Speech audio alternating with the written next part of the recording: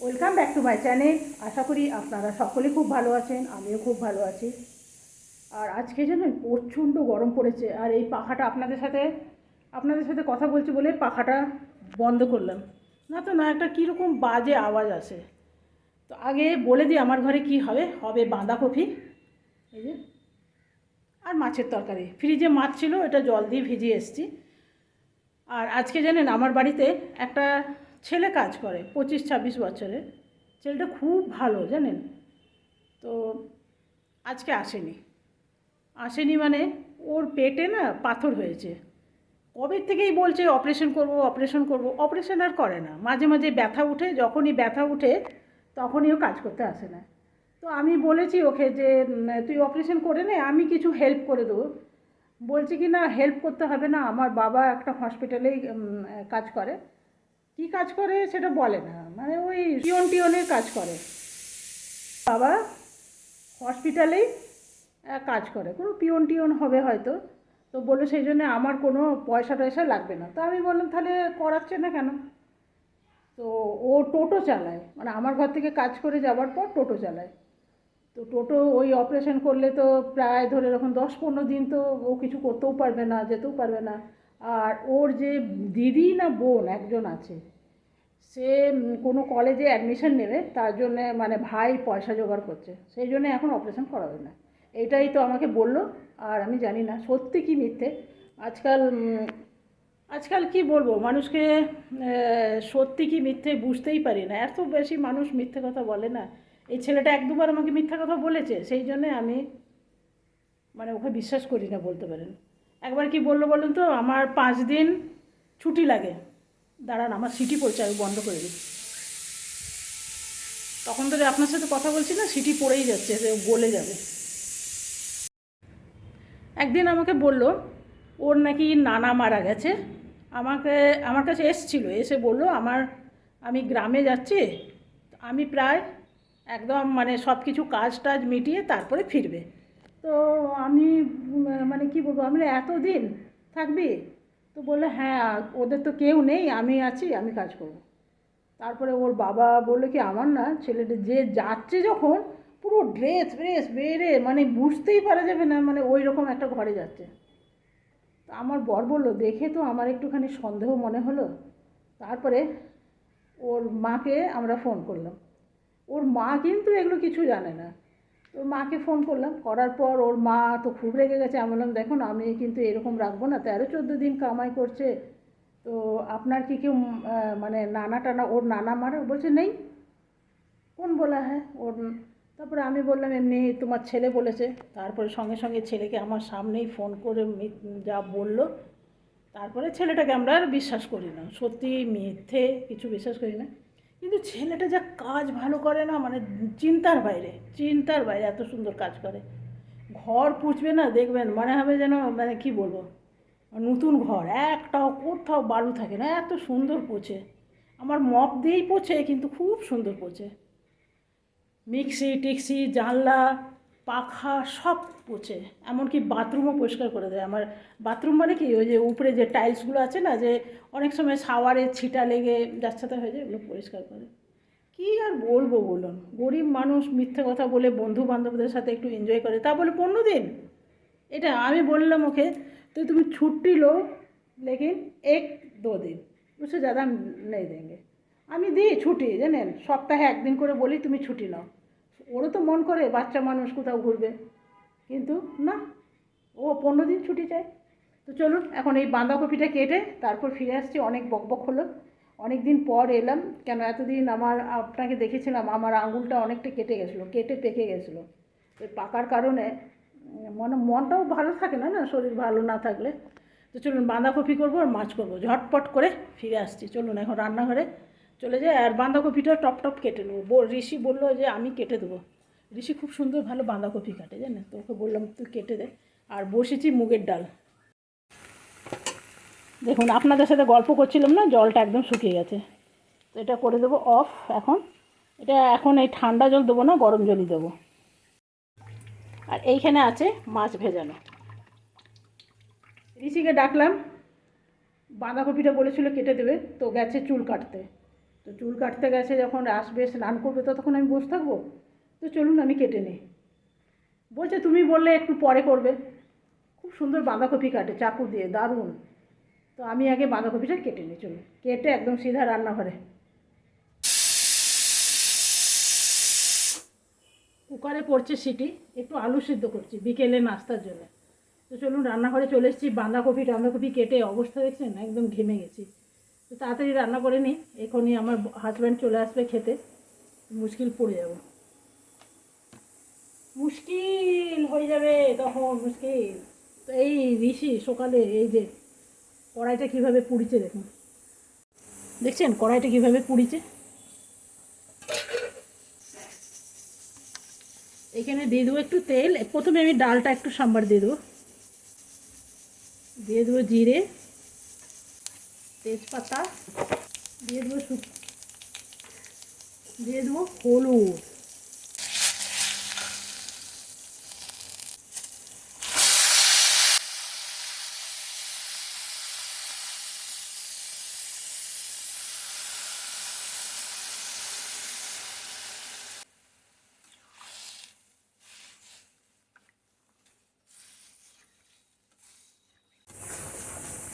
ডালটা আমার হয়ে গেছে, এরপরে নামিয়ে নেব।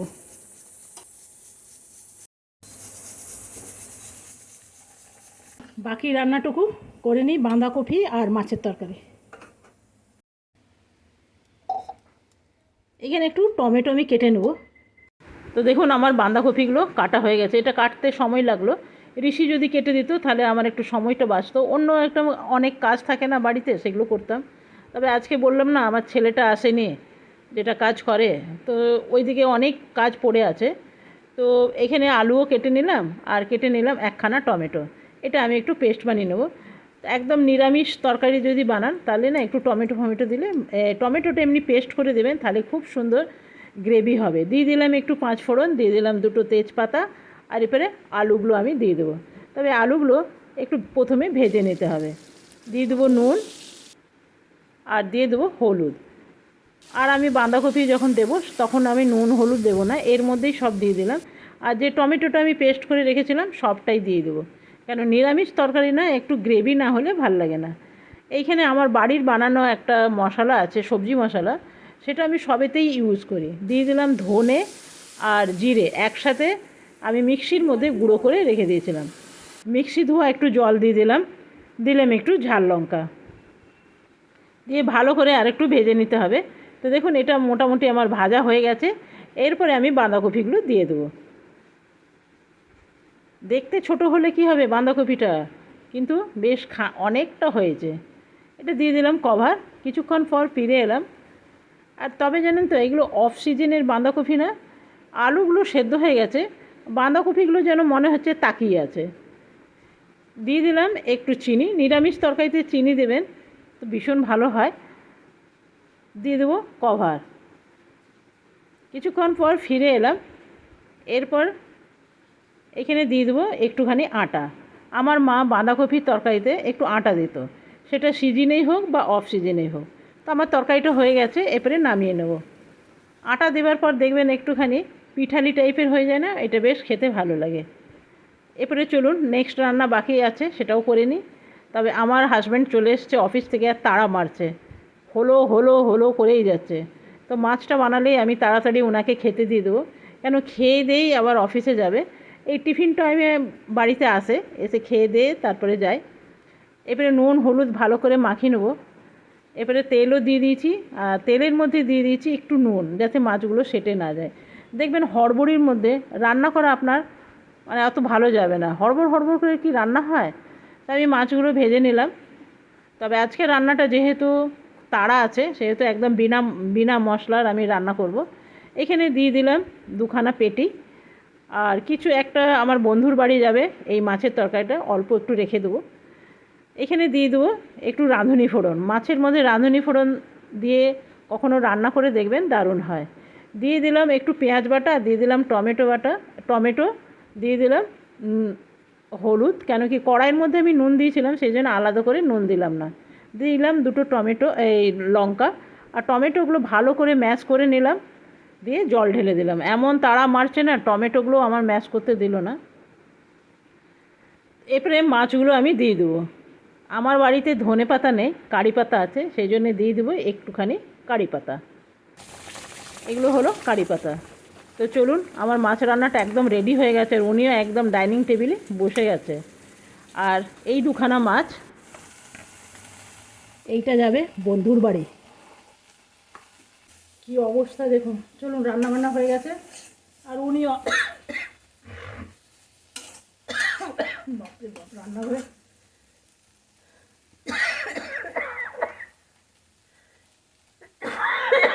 ভীষণ কাছে।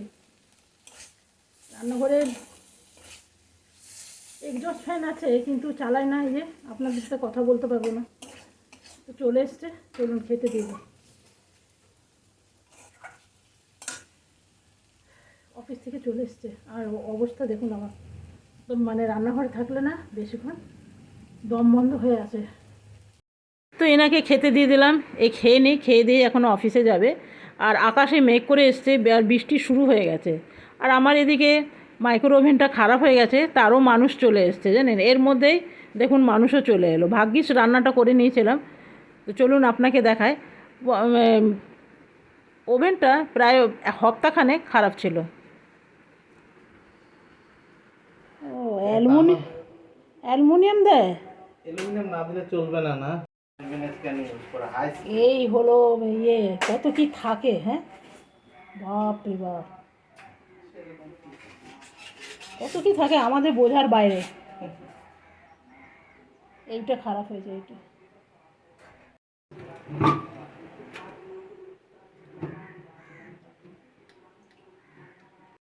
তো দেখুন এদিকে বৃষ্টি শুরু হয়ে গেছে। মানে খুব বেশি জোর পড়ছে না, কিন্তু আস্তে আস্তে পড়েই যাচ্ছে। আর এই যে মাইক্রো ওভেন সারতে এসেছিলো, তার স্কুটারটা ভিজে যাচ্ছে। আর অনেক দিন ধরে মাইক্রো ওভেন খারাপ ছিল, আজকে ঠিক হচ্ছে। কেন কি, অভ্যাস থাকলে না কোনো জিনিসে বড্ড অসুবিধা হয়। আর এদিকে দেখুন আমার লজ্জাবতী লতা, সবাই আসে যায় বেচারাকে না এভাবে ছুঁয়ে ছুঁয়ে। পাতাগুলো খোলা থাকে খুব কম, তবে আমিও অনেকবার এইভাবে করে দিই, খুব মজা লাগে জানেন। তো চলুন।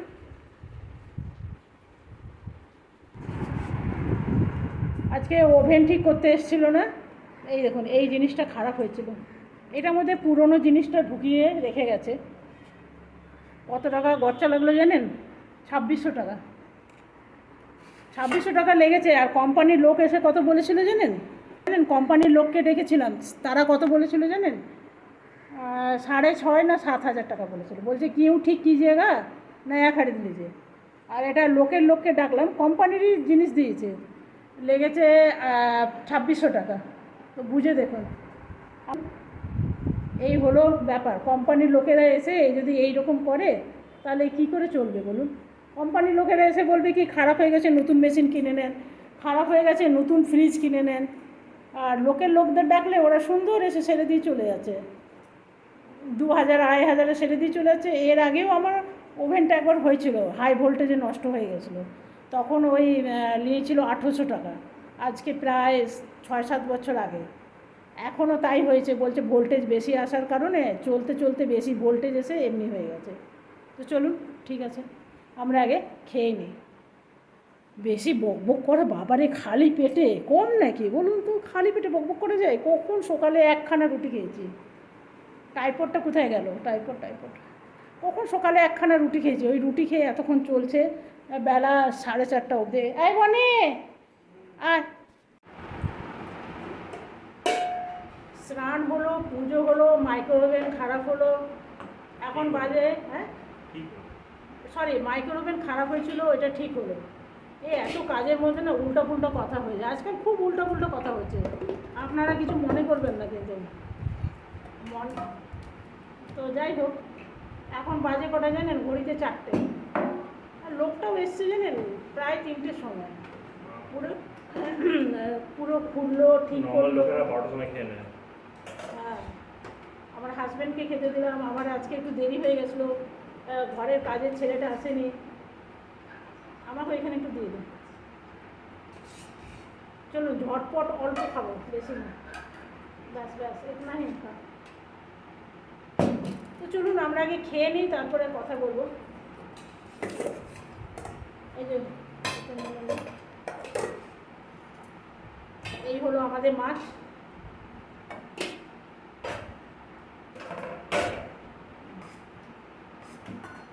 চলুন আমরা আগে খেয়ে নিই, তাতে ক্যামেরা করতে করতে গেলে না অনেক সময় লাগে। গুড ইভিনিং বন্ধুরা, এখন আমি সন্ধেবাতি দিলাম। আর এখন বাজে ঘড়িতে কিছুক্ষণ 7টা বাজে। এই যে আমার গোপাল।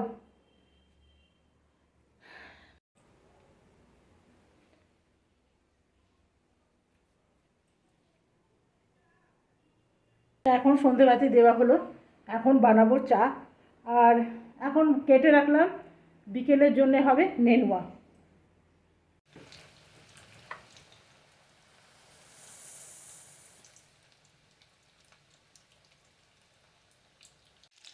আর এই দিকে বানানো চলছে মোচার চপ। তবে এটা আমি কিছুটা দুপুরে বেলায় ভাত খাবার পর করে রেখেছিলাম, সেই জন্য আপনাদের সাথে শেয়ার করলাম না। তবে ভিডিওটা পুরোটাই আছে, যদি আপনারা চান তো আমি আপনাদের সাথে শেয়ার করব। এটা আজকে চিজ দিয়ে ভেতরে বানিয়েছি, তবে দুটো রান্না দেখালাম না, আবার এটা দেখালে অনেক দেরি হয়ে যাবে, তো সেই জন্য এটা দেখালাম না। তো চলুন, এগুলো আমার ভাজা হয়ে গেছে, আর কিছুগুলো দিয়ে দিলাম কড়াইয়ে। আর এদিকে কেটে রেখেছি নেনুয়া, এটা হবে রাতের ডিনারে। তো ওইদিকে বানানো হচ্ছে চা আর মোচার চপ। মোচার চপটা আজকে আর শেয়ার করলাম না, অন্যদিন শেয়ার করব। এটা ভেতরে চিজ দিয়ে বানালাম, সময় একটু বেশিক্ষণ লেগেছে। তো আজকে রান্না দুটো দেখালাম, এমনিই বেশি দেরি হয়ে গেছে। তো চলুন, আজকের ভিডিওটা আমি এখানেই শেষ করলাম। কালকে আসবো আবার এক নতুন ভিডিও নিয়ে। আপনারা সকলে ভালো থাকবেন, সুস্থ থাকবেন। Thank you.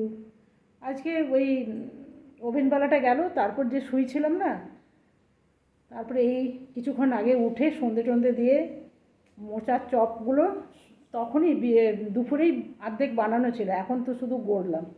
চলুন, বাই বাই।